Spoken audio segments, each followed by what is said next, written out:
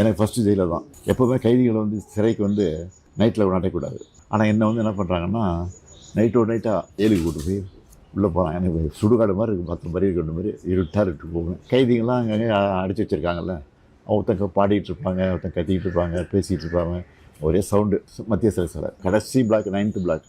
அங்கே யாரை அடைச்சி வச்சுட்டாங்கன்னா அந்த தொழுநோய் அந்த பேஷண்ட்டை தான் அங்கே இருந்திருக்கிறாங்க. ஏன்னா பஞ்சு, இந்த ரத்தம் எல்லாம் எல்லாம் செவத்தில் இருக்குது. அவன் வரிசையாக 11 ரூம்ஸ். அதில் ஒரு தாராளமாக படுக்கிறதுனா ஒருத்தர் 2 பேர் தான் படுக்கலாம். ஒரு ரூம்லேயும் 9 பேர் 10 பேர் படுத்திருக்காங்க. எல்லாம் தூங்கிட்டு இருக்காங்க. நான் உள்ளே போன உடனே தெரியாமல் இருட்டில் ஒருத்தர் மீச்சிட்டேன் கையை. யாருன்னு பார்த்தா வீரமணி. ஓ, தம்பி முடிச்சாரு. என்ன சாரிண்ணா நீங்கள் ஆமாம் வாவான்னு கூப்பிட்டாரு. அந்த சென்னை சிறைச்சாலை பொறுத்த வரைக்கும் என்னென்னா வித்யாசாகர்னு ஒரு சூப்பரண்ட் இருக்காங்க. அந்த சூப்பரண்ட் வந்து பச்சைபாஸ் காலேஜ் ட்ரஸ்ட்டில் எலெக்ஷன் நிற்கிறாரு. அப்போ வந்து என்விஎன் சோமுன்னு நம்ம திமுகவில் அவர் நடராஜனுடைய அவர் ஏற்றுன்னு ஜெயிச்சிட்டாரு.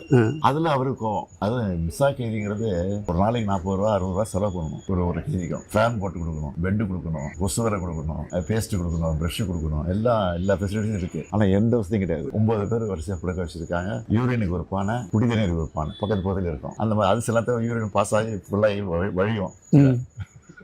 ஏப்பா, ஏன்னா 9 பேர் படுத்துருக்கோமே, 9 பேர் யூரின் போனதுலாம் என்ன வருது? டார்கெட்லாம் காலையில் தான் எழுச்சி போகணும். 2-3 டாய்லெட்டாக இருக்கும். அது ஒரு 10 நிமிஷம் திறப்பாங்க.